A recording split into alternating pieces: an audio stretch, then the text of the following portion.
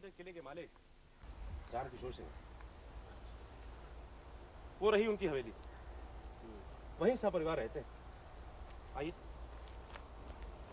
उनके बचपन के एक दोस्त थे प्रोफेसर ईशान चंद्र मजूमदार।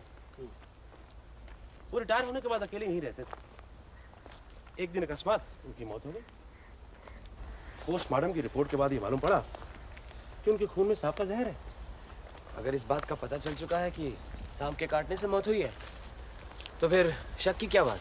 स्वतंत्र रूप से कोई एक चीज महत्व नहीं रखती, लेकिन शक की ऐसी कई छोटी छोटी बातें हैं। इन सब बातों से लगता है कि मामला बहुत गड़बड़ है। ऐसी कई एक बातें हैं, जैसे ईशान चंद की मौत सांप के काटने से हुई, लेकिन उसके सर पे चोट का गहरा निशान था। क्यों? और दूसरा, उसकी बंद मुट्ठी के अंदर एक सोने की मोहर थी, कहां से आई? तीसरी बात, इतनी ऊंचाई पे सांप कहां से आया? आपने तो कहा कि रामकिशोर की बड़ी लड़की की मौत सांप के काटने से हुई थी। वो वहां मरी थी, उस जंगल में। वहां सांप हो सकता है, लेकिन इतनी ऊंचाई पर जहां चूहा नहीं, मेंढक नहीं, सांप कहां से आएगा? आप क्या कहना चाहते हैं? हो सकता है किसी ने जानबूझकर यहां सांप छोड़ा हो, इसलिए कहता हूं कि मामला गड़बड़ है। किसी पर शक है? शक? वो देखिए, उस हवेली में रामकिशोर अपने 3 लड़के और एक लड़की के साथ रहता है। बड़ी लड़की की मौत पिछले साल सांप के काटने से हो गई। उसका पति यहीं रहता है, और एक रहता है मास्टर। वो मास्टर छोटी लड़की को पढ़ाता है। छोटी लड़की को छोड़कर बाकी सब के सब अजीब से लगते हैं, सब पर शक होता है। आइए,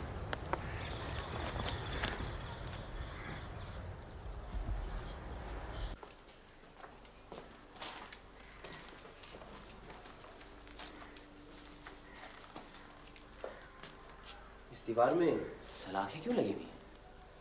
ये कमरा शायद पुराने जमाने में किले का दफ्तर हुआ, और इन सलाखों के ऊपर बक्सियां तख्ते रखकर वो लोग वही खाते रखते होंगे।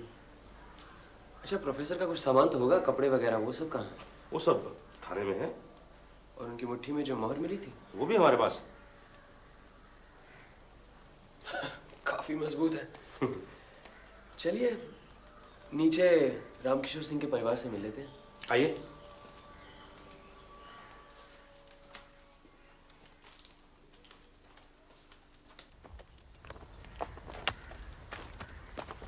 अरे मास्टर, यहाँ क्या कर रहे हो?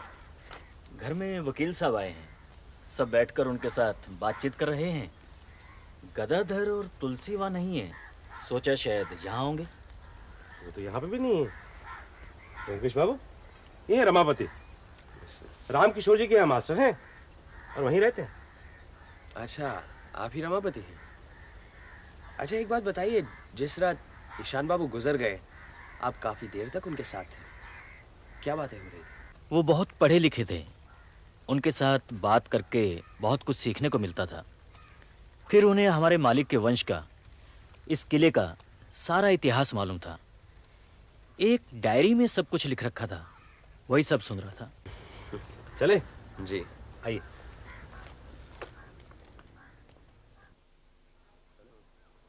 ये कौन है? ये साधु बाबा बहुत सालों से यहाँ हैं।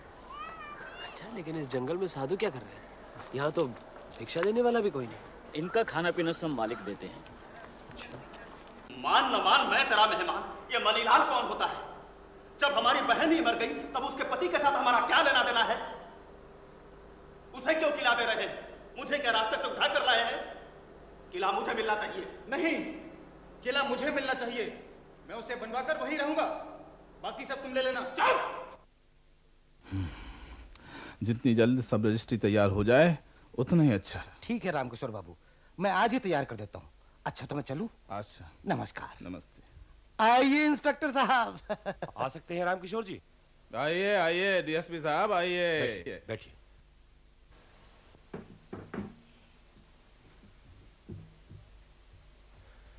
ये हमारे कलकत्ता के मित्र हैं। अच्छा, किला दिखाने लाया था, सोचा आपसे भी मुलाकात करवा दूं। हाँ, बड़ा अच्छा किया। सुना है प्रोफेसर ईशान चंद्र की मृत्यु सांप के डसने से हुई। ईशान मेरे बचपन का दोस्त था, वो मेरे घर आकर गुजर गया। इस बात का दुख मुझे हमेशा सताता रहेगा। उनकी मुट्ठी में एक सोने की मोहर मिली थी, वहां कहां से आई, कुछ बता सकते हैं आप? कुछ कह नहीं सकता। उसकी आर्थिक स्थिति भी तो इतनी मजबूत नहीं थी कि एक सोने की मोहर रखता। अगर वहां किले में पड़ी हो तो मिल भी सकती है। कह नहीं सकता। कहते हैं इस किले में हमारे पूर्वजों का बहुत सारा धन जमा है, बहुत सोना जमा है। मैंने तो बहुत ढूंढा, मुझे तो मिला नहीं। यहां तो कहीं बिजली नहीं है। प्रोफेसर जरूर लालटेन जलाते होंगे रात को। हाँ, मौत के हफ्ता 10 दिन पहले एक टॉर्च चले गए थे। वो टॉर्च पता नहीं कहां गई, मिली नहीं। कहां गई टॉर्च? बाबूजी, मुझे यकीन है कि मौत के बाद गड़बड़ी में कोई टॉर्च वहां से ले गया। किसी पर शक है? मुझे लगता है कि नहीं नहीं मणिलाल, ये तुम्हारी गलतफहमी है। मास्टर ने टॉर्च नहीं लिया, लिया होता तो हमें बताता। लगता है टॉर्च को लेकर आप लोग कुछ परेशान से हैं। हाँ, आपसे परिचय हुआ, बहुत आनंद मिला। इतनी बड़ी जगह पर आपने मकान बनाया है, यहाँ आकर जाने की तबीयत नहीं करती? अरे तो फिर रहिए कुछ दिन यहाँ, 2 दिन में ही भाग खड़े होंगे। हमें तो आदत पड़ गई है। आपका न्योता याद रहेगा, लेकिन अगर आया तो मैं उस किले में रहूंगा। और भी अच्छी जगह है। चलिए। नमस्ते। अच्छा, नमस्कार। अब बताइए क्या लग रहा है? कुछ गड़बड़ तो है। कुछ दिन जाकर उस किले में रहना होगा। आपने गौर किया, कोई वहां खुलकर बात नहीं कर रहा था। सब कुछ खिंचे हुए से थे। और फिर कई गुत्थियां हैं, जैसे मोहर कहां से आई, टॉर्च कहां गायब हो गई। सब इस किले को चाहते क्यों हैं? और मालिक को छोड़कर सब मनीलाल से नफरत क्यों करते? मनीलाल और मास्टर रमापति दोनों को कोई नहीं चाहता। उसकी एक वजह है, ये दोनों मालिक राम किशोर की मेहरबानी से ही पल रहे हैं। अच्छा, वहां उस किले को लेकर क्या झगड़ा हो रहा है? राम किशोर को दिल का एक दौरा पड़ चुका है। उन्हें डर है कि उनके मरने के बाद उनके दोनों नालायक बेटे उनकी सारी जायदाद को मामला मुकदमा करके कहीं पूरी मिट्टी में न मिला दें। इसलिए उन्होंने अपनी सारी जायदाद के बराबर 4 के हिस्से किए हैं। 3 हिस्से लड़कों में और बाकी का 1 हिस्सा छोटी लड़की तुलसी को। लेकिन किला तो मनीलाल को देने की बात हो रही थी। मनीलाल ने उनकी बड़ी लड़की के साथ शादी की थी और वह मर गई। इसलिए राम किशोर ने यह फैसला किया कि वक्त आने पर अपनी छोटी लड़की की शादी वे मनीलाल से कर देंगे। और मनीलाल का मतलब है तुलसी, और जो किला है वो पड़ेगा उसके हिस्से में। इस बात को लेकर दोनों भाइयों में झगड़ा हो रहा था। ये मनीलाल कैसा आदमी है? समझदार है, अपने दोनों बड़े सालों से 1000 गुना अच्छा। इसलिए राम किशोर का भरोसा मनीलाल पर ज्यादा है। मनीलाल तो अपनी पत्नी के मरने के बाद जा रहा था, लेकिन राम किशोर ने उसे जाने से रोका। अच्छा, वो अशरफी तो दिखाइए।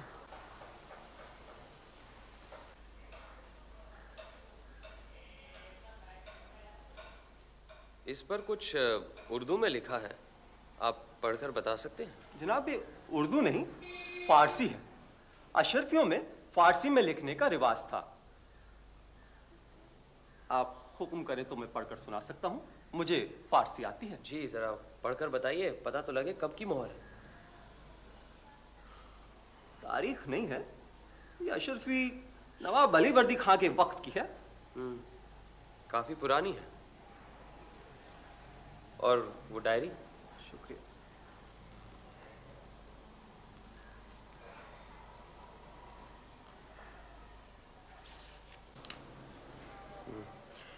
सुनो ईशान बाबू, शुरू में क्या लिखते हैं? इतिहास के इष्ट देवता अगर इंसान की बोली बोलना जानते तो वो मुहर्रम के बाजे की ताल में कहते, रुपया कमाओ रुपया कमाओ।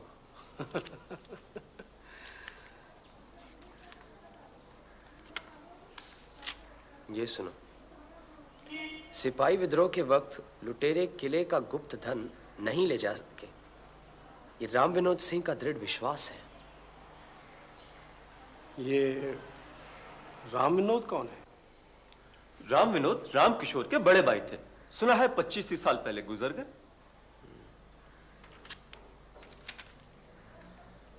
ये फारसी में कुछ लिखा है, 3 लाइनें, जरा बताइए तो। लिखा है, अगर राजा राम या जयराम दोनों जिंदा ना रहें तब हमारी पूरी दौलत मोहनलाल के जिम्मे रहेगी। मोहनलाल के जिम्मे? ये मोहनलाल कौन है? वो मुझे नहीं मालूम। अच्छा तो ठीक है, वो चीजें आप ले जाइए, ये डायरी मैं कुछ दिन अपने पास रखूंगा। जो हुक्म। एक बात तो साफ है, अगर प्रोफेसर की हत्या की गई है तो उसका मकसद वही है जो सदियों से चला आ रहा है, धन, रुपया, पैसा। मगर फारसी में लिखने का क्या मतलब है जब सब लोग हिंदी समझते हैं? ये प्रोफेसर ने खुद नहीं लिखा है, मतलब उन्हीं की हाथ की लिखाई है, लेकिन रचना उनकी नहीं है। कहीं कुछ फारसी में लिखा हुआ था, उसकी नकल उन्होंने डायरी में कर दी है। भैया, ये कौन आ रहे हैं? पुलिस। ये रामकिशोर का तीसरा बेटा है। क्या नाम है तेरा? गधा। आइए।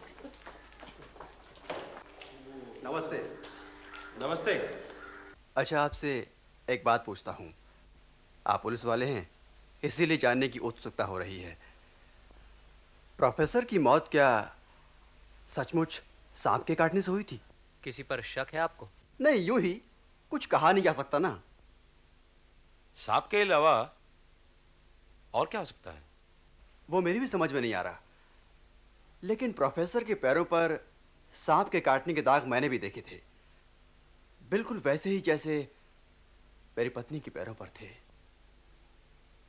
ठीक है मनीलाल, रामकिशोर बाबू से कहना आज से एक किले में रहेंगे। चलिए। जी। नमस्ते। आइए आइए आइए, बैठिए। रामकिशोर बाबू नहीं है? जी नहीं, वो कोर्ट में दलील रजिस्ट्री कराने गए हैं, आ जाएंगे अभी। अच्छा, मास्टर जी एक बात बताओ। बैठो बैठो। आप तो यहाँ सब लोगों को जानते हैं, इनमें से ऐसा कौन है जो खून कर सकता है? सब। रामकिशोर बाबू भी? हाँ। वंशीधर? हाँ। मुरलीधर? मुरलीधर भी। मनीलाल भी? उसमें इतनी हिम्मत कहाँ, उसे तो सिर्फ पीछे से चुगली करना आता है। और तुम? मैं? जाने दो। तुमने वो टॉर्च चोरी की थी? मेरी बदनामी की गई है, मुझे मालूम है, और किसने की है ये भी मालूम है। आप ही बताइए, अगर चोरी ही करनी है तो टॉर्च क्यों चुराऊंगा? तुम्हें मालूम है मनीलाल की शादी तुलसी से होने वाली है?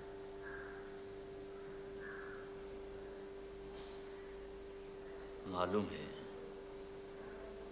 और ये भी मालूम है कि अगर ये शादी हुई तो अच्छा नहीं होगा। अरे आओ आ जाओ। एक बात बताऊं, तुलसी की शादी जीजाजी से होगी। अच्छा आ जाओ तुलसी, आ जाओ।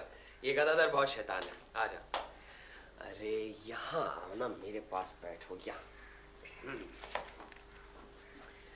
अच्छा एक बात बताओ, तुम्हारे पिताजी के जो मित्र यहाँ रहते थे, प्रोफेसर ईशान चंद्र, तुम कभी उनसे मिली थी? हाँ हाँ, बहुत बार। वो मुझे अच्छी अच्छी कहानियां सुनाया करते थे। अच्छा अच्छा, तुम्हारे घर में जो लोग हैं उनमें से तुम्हें सबसे अच्छा कौन लगता है? मास्टर जी, वो बहुत अच्छे हैं। हाँ?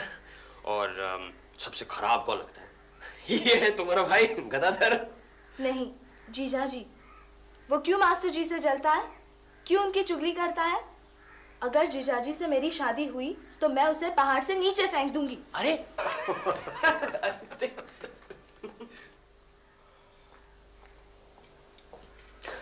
आइए आइए। अरे बैठिए बैठिए बैठिए। क्या हो रहा है? ये दूरबीन क्यों ले आए? जैसे टॉर्च लाया था वैसे ये रखिए, किसी काम में आएगी। और क्या समाचार है? समाचार तो ये है कि मुझे लगता है प्रोफेसर यहाँ आकर रहे क्योंकि उन्हें पता चल चुका था कि यहीं कहीं गुप्त धन छुपा हुआ है। उन्हें शायद तोशखाने के बारे में भी पता चल चुका था, लेकिन किसी ने उन्हें धन तक पहुंचने से पहले ही मार डाला। अब सवाल ये उठता है कि किसने मार डाला, और जवाब है कि राम किशोर से लेकर साधु बाबा तक कोई भी मार सकता था। मतलब हमें तोशखाना या गुप्त धन ढूंढ निकालना होगा। और मुझे ये लोहे की सलाखें बहुत सता रही हैं। आओ।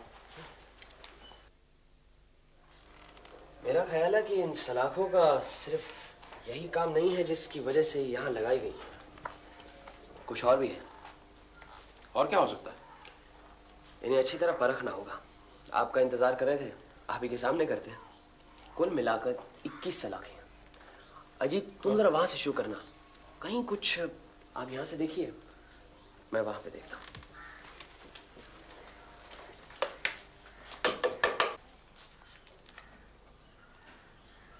हिल रहा है, जरा इधर आइए। ये अकेले के बस का रोग नहीं है, मिलकर जोर लगाते हैं।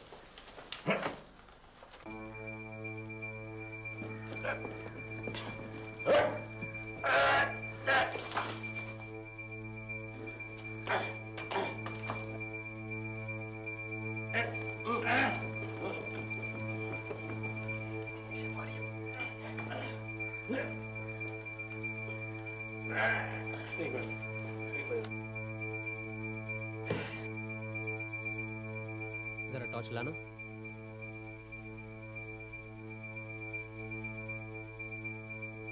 यहाँ कुछ फारसी में लिखा है, मुझे लगता है। 1 मिनट। क्या हुआ? मुझे लगता है प्रोफेसर ईशान चंद्र की डायरी लेने गया।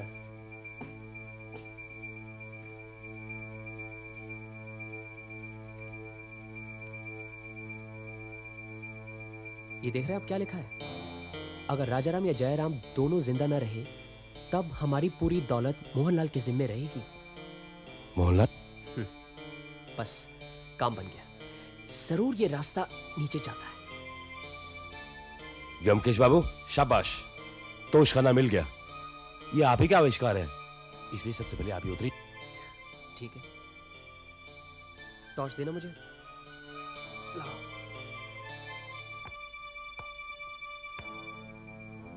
संभल के।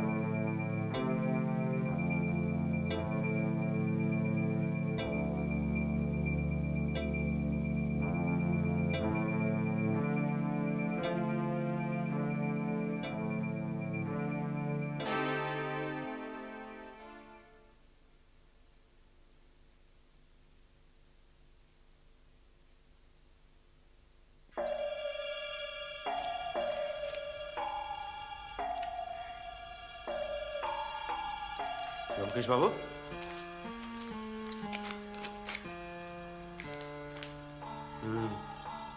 प्रोफेसर ने ये गुफा ढूंढ निकाली थी। ये टॉर्च उसी का प्रमाण है। मनीलाल कह रहा था ना वो टॉर्च नहीं मिली, ये वही है। इसे रखिए आप अपने पास।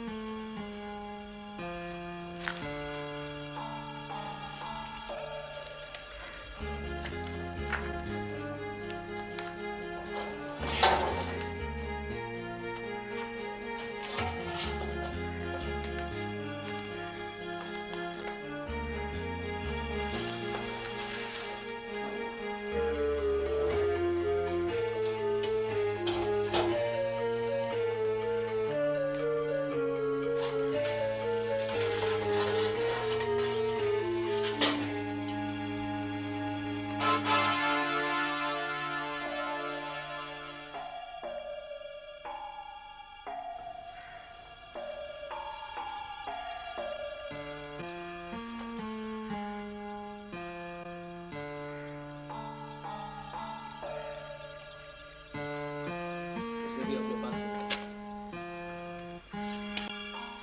मेरी तो कुछ समझ में नहीं आया, सारा धन कहाँ गया? तो सबकी सब कुंडियां खाली क्यों हैं? हमने जो कुछ भी पता लगाया उससे निराश होने की कोई बात नहीं है। एक बात तो पक्की है, प्रोफेसर ईशान चंद्र का खून हुआ है।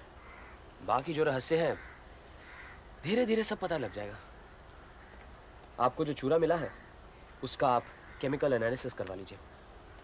शाम को साधु बाबा से मिलते हैं, फिर उनको भी जरा टटोल लें। ठीक है, मैं चलता हूँ। अच्छा।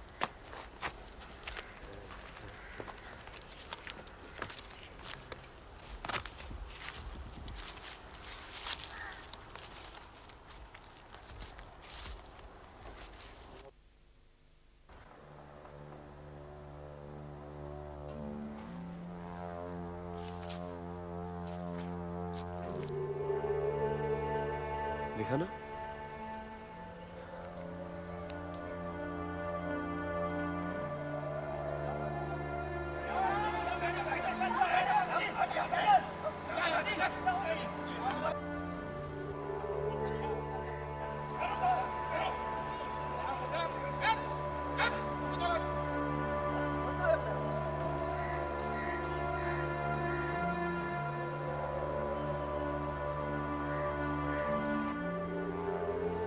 ये तुलसी के हाथ में क्या चीज थी? Fountain pen. लेकिन किस बात पर झगड़ा हो रहा था कुछ समझ में नहीं आया।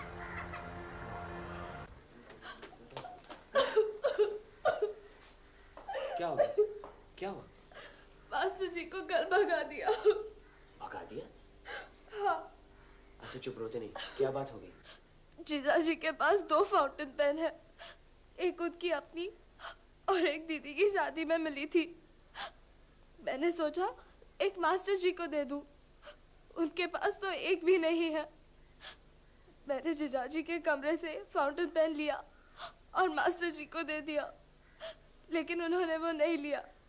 कहने लगे जहां से लाई हो वही दे दो। घर के सब लोगों ने मास्टर जी को चोर कहा, मारा और भगा दिया। अच्छा चुप चुप हो जाओ, मैं तुम्हारे मास्टर जी को वापस बुलवा लूंगा। परेशान मत हो तुम, जरूरत पड़ी तो तुम्हारे पिताजी से भी मिल लूंगा। आओ मनीलाल। मालिक ने भेजा था तुलसी को ढूंढने के लिए, बहुत ही चंचल है। आपको परेशान तो नहीं किया? नहीं बिल्कुल नहीं, उसके मास्टर जी को भगा दिया यही कह रहे हैं। हाँ, वो मालिक ने मास्टर को बर्खास्त कर दिया है। जब घर में कोई था नहीं तो उसने मेरे ड्रायर खोलकर मेरा फाउंटेन पेन चुरा लिया। बहुत ही कीमती चीज है। इस कलम को? जी। बहुत अच्छा कलम है। चोरी तो ऐसे ही कलम की होनी चाहिए। घर में कितने फाउंटेन पेन हैं? जी सिर्फ मेरे ही पास है और किसी के पास नहीं है। ये अपने मालिक तो कलम दवात इस्तेमाल करते हैं। लेकिन तुलसी तो कह रही थी कि उसने खुद आपके कमरे से फाउंटेन पेन लिया था। तुलसी झूठ बोल रही है। मास्टर तो हमेशा से ही दोषी है। अभी उस दिन वो एक टॉर्च चुरा के। टॉर्च तो वहाँ मामूली चीज थी। भला मास्टर ऐसा काम करके अपना भविष्य क्यों बिगाड़ेगा? अच्छा ये बताइए, आपका कचहरी का सब काम कैसा चल रहा है? जी बस दस्तखत करना बाकी है और बाकी तो काम हो ही गया है। अच्छा मैं चलता हूँ। तुलसी को लेकर सब परेशान है, बच्ची है। अच्छा अच्छा, गड़बड़ कर देते ना। अब टॉर्च की बात बताने की क्या जरूरत थी?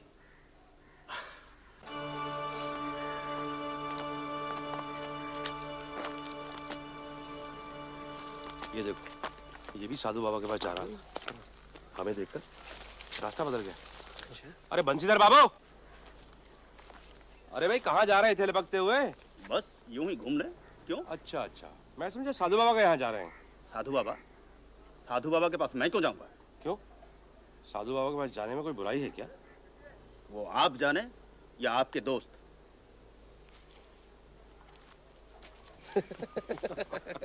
चलिए। बाबा ये गांजा कहाँ से मिलता है?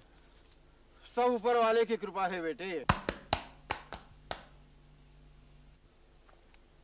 बाबा आप तो यहाँ बहुत दिनों से हैं, कुछ दिन पहले सांप के काटने से यहाँ एक आदमी मरा, आपको मालूम है? हमें क्या नहीं मालूम बेटे। उस रात किले में जाते हुए आपने किसी को देखा? देखा है। वो कौन था, आप बता सकते हैं? मैं बहुत कुछ बता सकता हूँ, मुझे बहुत कुछ मालूम है, लेकिन अभी नहीं। रात को 10 बजे बाद, जब यहाँ कोई नहीं होता, उस वक्त सब कुछ बताऊंगा व्योमकेश बाबू।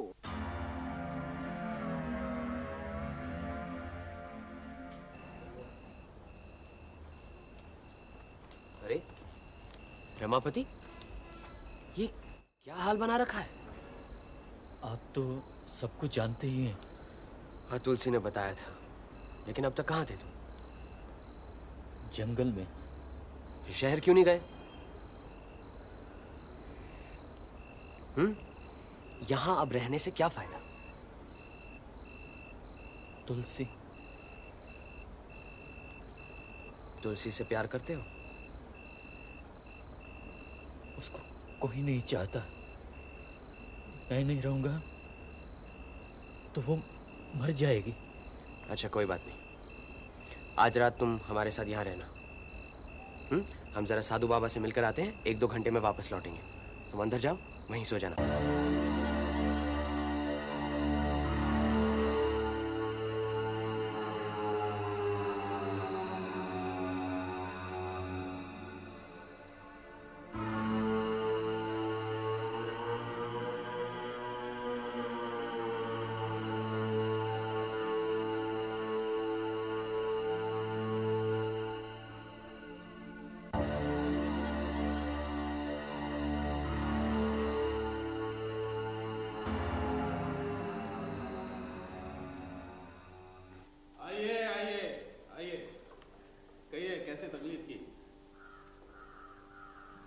रामकिशोर जी, अब साफ साफ सब कुछ कबूल करने का वक्त आ गया।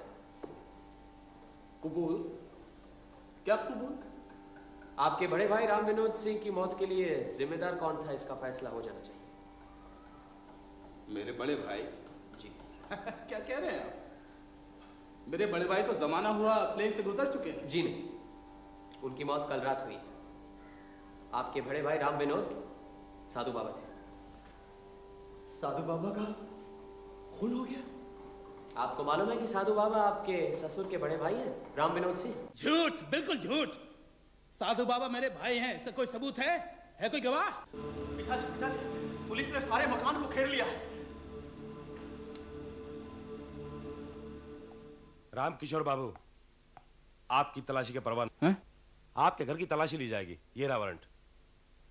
लेकिन आपके इलाके में 2 खून हुए हैं और हमें यकीन है कि अपराधी और अपराधी के सबूत दोनों इसी मकान में मौजूद हैं, इसलिए आपके घर की तलाशी ली जाएगी।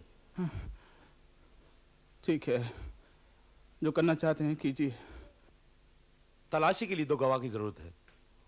व्योमकेश बाबू और अजीत बाबू, आप दोनों गवाह बन जाइए और ये ध्यान रखिएगा कि हम पुलिस वालों से कोई गैर कानूनी हरकत ना हो पाए।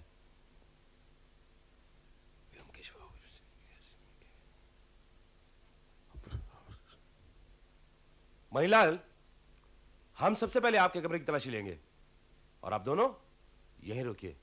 चलिए चलिए। मैं देख लीजिए क्या देखना है। अगर आप अपने दोनों फाउंटेन पेन दे दें तो किसी भी तलाशी की जरूरत नहीं है।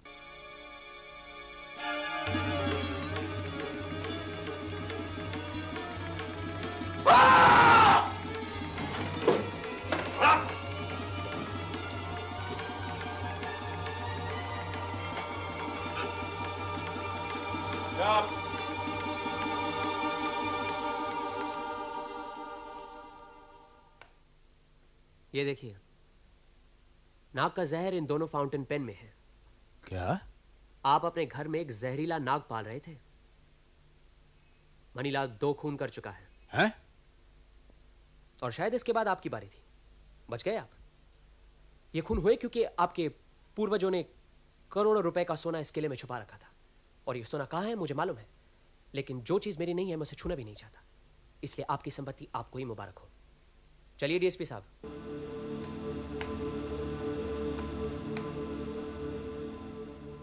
गुफा में जो सफेद चूरा मिला था उसकी केमिस्ट की रिपोर्ट आ गई है और ये चूरा था सोडियम टेट्राबोरेट। ये लीजिए। मतलब सुहागा। सुहागा किस काम आता है जानते हो? सोना पिघलाने के काम आता है। खैर, मनीलाल से जेल में लंबी चौड़ी बात हो चुकी है। उसने सब कुछ कबूल कर लिया। क्या कबूल किया? बैठिए। जिस दिन मनीलाल इस घर में आया था उसी दिन से उसकी नजर अपने ससुर रामकिशोर की संपत्ति पर पड़ी। उन्हीं दिनों यहां कुछ बंजारे आए हुए थे। मनीलाल ने उनसे कुछ सांप का जहर बरामद किया। किसी तरह उसकी पत्नी हरिप्रिया को मनीलाल के इरादों का पता लग गया था, इसलिए सबसे पहले उसने हरिप्रिया को इसी जहर से रास्ते से हटा दिया और साथ ही साथ रामकिशोर की सारी सहानुभूति अपनी तरफ खींची। अब रामकिशोर ने अपनी बेटी तुलसी की शादी मनीलाल से पक्की कर दी। 2 साल बीत गए, तुलसी शादी लायक बन गई। फिर यहां प्रोफेसर ईशान चंद्र आए, साथ ही साथ साधु बाबा यादव के। अब करीबन 25-30 साल पहले दोनों भाई रामकिशोर और राम विनोद मामूली व्यापारी थे। शहर में प्लेग फैला, राम विनोद बीमार पड़ गए। रामकिशोर प्लेग के डर से वहां से भाग गया। उसे यह नहीं पता था कि 25-30 साल बाद बड़े भाई से मुलाकात होगी और उसका बड़ा भाई साधु बाबा के भेष में होगा। उसने चाहा कि बड़ा भाई राम विनोद तीर्थ स्थान पर मठ बनाकर रहे, खर्चा भी देने को तैयार हो गया। लेकिन बड़े भाई ने साफ इनकार कर दिया। जंगल में रहने लगा साधु बाबा के भेष में और अपने छोटे भाई को कोसने लगा। असल में प्रोफेसर ईशान चंद्र और राम विनोद दोनों मित्र थे। हो सकता है प्रोफेसर ने ही राम विनोद उर्फ साधु बाबा को यहां बुला लिया हो। इस वक्त सब लोगों को यकीन हो गया कि किले में करोड़ों का गुप्त धन छुपा हुआ है। इधर प्रोफेसर ईशान चंद्र ने किले में गुप्त धन का पता लगा लिया था। प्रोफेसर की उम्र हो चुकी थी, दुबले पतले आदमी थे। अकेले पत्थर कैसे हटाते मालूम है? हम तीनों ने मिलकर पत्थर हटाया था। अब प्रोफेसर ने किसी से कुछ नहीं कहा, रामकिशोर से भी नहीं, साधु बाबा से भी नहीं। लेकिन उन्हें एक सहायक की जरूरत थी। उन्हीं दिनों 2 नौजवानों से अक्सर वो मिला करते थे। एक तो मास्टर रमापति, दूसरा मनीलाल। प्रोफेसर को लगा कि मनीलाल ही ठीक है, हट्टा कट्टा है, दोनों सालों से नफरत भी करता है। तय हुआ कि जो कुछ भी मिलेगा आधा आधा बांट लेंगे। एक रात दोनों ने मिलकर पत्थर हटाया। फिर मुझे लगता है कुछ ऐसा हुआ होगा। नीचे का रास्ता देखते ही मनीलाल फौरन टॉर्च लेकर नीचे उतर गया। लेकिन प्रोफेसर का ध्यान पत्थर के पीछे खुदाई की हुई लेखनी पर पड़ा। उसने फौरन अपनी डायरी निकालकर उस फारसी भाषा की नकल कर ली। इधर नीचे मनीलाल एक कोने में खड़ा हो गया, उधर प्रोफेसर नीचे आया। उसके पैरों ने किसी चीज को महसूस किया। प्रोफेसर ने उसे उठाया। वो एक अशर्फी थी। उन्होंने फौरन मुट्ठी बंद कर ली, हल्के से पुकारा, मनीलाल। तभी मनीलाल ने जोर से उसके सर पर टॉर्च से वार किया। प्रोफेसर गिर गया। मनीलाल ने अपनी जेब से फाउंटेन पेन निकाला और पैर की एड़ी के पास जोर से पेन की निब घुसाकर जहर अंदर डाल दिया। फिर उसकी लाश उठाकर मनीलाल बाहर ले आया। मैंने जेल में मनीलाल से पूछा कि प्रोफेसर को मारने के बाद उसने कुंडों के अंदर क्यों नहीं देखा। उसने जवाब दिया, सब कुछ तो मिल गया था, फिर एक लाश और इतनी सारी मोहरें वो एक साथ बाहर कैसे निकालता। उसने यही सोच लिया कि प्रोफेसर की मौत के हंगामे के बाद इत्मीनान से मोहरें बाहर निकाल लेगा। लेकिन तब वहां हम पहुंच गए और फिर कुछ घटनाएं इतनी जल्द घटने लगी कि कब क्या करें उसकी कुछ समझ में नहीं आया। तुलसी ने उसका जहर वाला फाउंटेन पेन चुराकर रमापति को दे दिया। शाम को जब हम साधु बाबा से मिले तब मनीलाल भी वहीं था। उसे लगा कि साधु बाबा को सब कुछ मालूम है। उसने समझा कि रात 10 बजे के बाद ही साधु बाबा हमें सब कुछ बता देगा। घबरा गया। फैसला कर लिया कि 10 बजे के पहले ही साधु बाबा का सफाया कर देगा, और वही उसने किया। लेकिन गुप्त धन के रहस्य की बात का अब तक कोई खुलासा नहीं हुआ। माफ कीजिएगा, अनजाने में बड़ी गलती कर बैठा हूँ। और मास्टर, तुम पर तो मैंने बहुत अत्याचार किया। अब तुम मेरे साथ घर वापस चलो। चलो आइए, पहले बैठिए तो सही। लीजिए, अपनी अमानत संभालिए।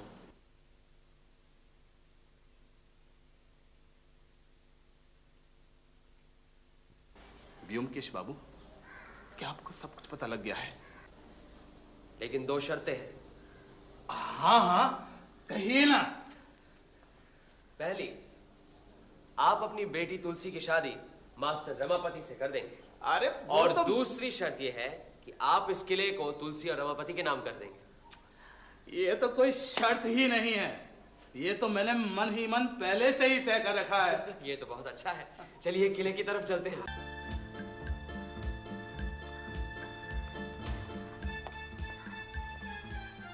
आप जो बरसों से ढूंढ कर ना निकाल पाए, प्रोफेसर ईशान चंद्र ने एक ही महीने में सब ढूंढ निकाल लिया था। उसकी वजह भी थी, प्रोफेसर पुरातत्व शास्त्र से परिचित थे। कहां ढूंढना चाहिए ये उन्हें मालूम था। औरंगजेब के मरने के बाद मुगल सल्तनत टूटने लगी थी, सारे देश में अशांति फैली हुई थी। राजा जानकी राम बिहार में शासन करते थे उस वक्त। अपनी धन संपत्ति रखने के लिए उन्होंने ये किला बनवाया था। उनकी चौथी और पांचवी पीढ़ी में राजाराम और जयराम थे। राजाराम ने अपनी सारी धन संपत्ति सोने के रूप में रखी हुई थी। फिर सिपाही विद्रोह हुआ, चारों तरफ लूट मार शुरू हो गया। लूट मार में दोनों मारे गए, लेकिन लुटेरों को तोशखाने का पता नहीं चला, इसीलिए वो कुंडे आज भी साबुत हैं। अब जयराम के दो बेटे थे, राम विनोद सिंह यानी के साधु बाबा, और आप रामकिशोर सिंह। रामकिशोर सिंह ने फिर से अपने पूर्वजों का ये किला अपने कब्जे ले लिया। वहां प्रोफेसर ईशान चंद्र को तोशखाने के बारे में पता चल गया। कहीं पड़ी हुई उन्हें एक अशर्फी मिली। उन्हें एक शिलालिपि भी मिली जिसमें लिखा था कि राजाराम और जयराम दोनों अगर जिंदा न रहे तो उनकी सारी धन संपत्ति मोहनलाल के जिम्मे रहेगी। अब सवाल यह उठता है कि मोहनलाल कौन है? पहले तो मेरी भी समझ में ये बात नहीं आई। फिर सोचते सोचते प्लासी की लड़ाई पर एक कविता याद आई। बार बार फिर तोप गरजा, गरजा गिरधर लाल। गिरधर लाल मतलब तोप। उस जमाने में बड़े बड़े शूरवीरों के नामों पर तोपों के नाम रखे जाते। फिर बिजली की तरह बात दिमाग में कौंध गई कि मोहनलाल कौन है, किसके जिम्मे इतनी सारी धन संपत्ति रखी गई है। यह रहा आपका मोहनलाल। तो क्या सारा सोना तोप के नीचे गड़ा हुआ है? नहीं, जमीन में नहीं। सारा सोना इस तोप की लंबी नली के अंदर डालकर इसका मुंह बंद कर दिया गया है। अरे तो फिर देर किस बात की है? मुंह से मिट्टी हटाकर मोहरे निकालते हैं। मोहरे? कहाँ है मोहरे? आपके पूर्वज राजाराम ने एक ऐसी तरकीब निकाली जिससे कि अगर लुटेरों को इस सोने के बारे में पता भी चल जाता तो वो इसे यहाँ से नहीं निकाल पाते। क्या मतलब? मैं कुछ समझा नहीं। डीएसपी साहब, आपको याद है जब हम गुप्त धन की तलाश कर रहे थे, गुफा के नीचे उतरे थे, तब हमें क्या मिला था? चमड़े की धौकनी, चूल्हा और ढेर सारा सुहागा मिला था। राजाराम ने सारी मोहरे गलाकर इस तोप की नली के अंदर डाल दी। अब इसके अंदर है एक लंबा पुख्ता सोने का खंबा। फिलहाल मिट्टी हटाकर ये देख सकते हैं कि मेरा अनुमान ठीक है या नहीं। गौरीशंकर, जरा यहाँ आना।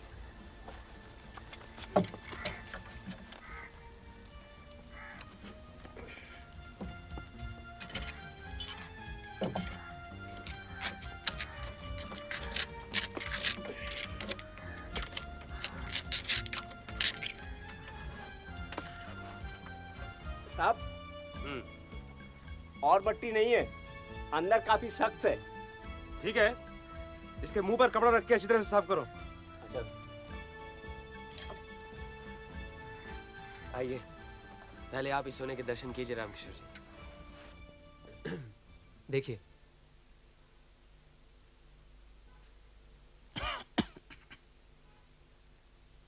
क्या हुआ? सोना है या नहीं?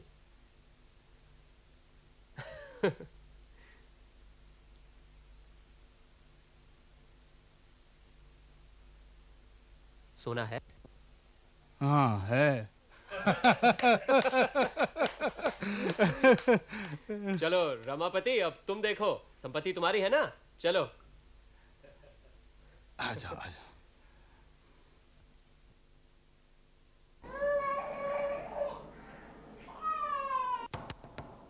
देखना, पुटीराम बाजार से लौटा है।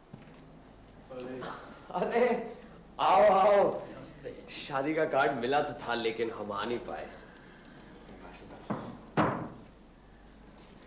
जीती रहो। सत्या, ये तुलसी और रमापति हैं। जब 6 महीने पहले हमारा मुन्ना हुआ था, मैं इन्हीं के यहाँ था। ये लीजिए। ये क्या है? खुद ही खोल कर देखिए। अच्छा। अरे ये देखो। क्या? जीते रहो। वही तो।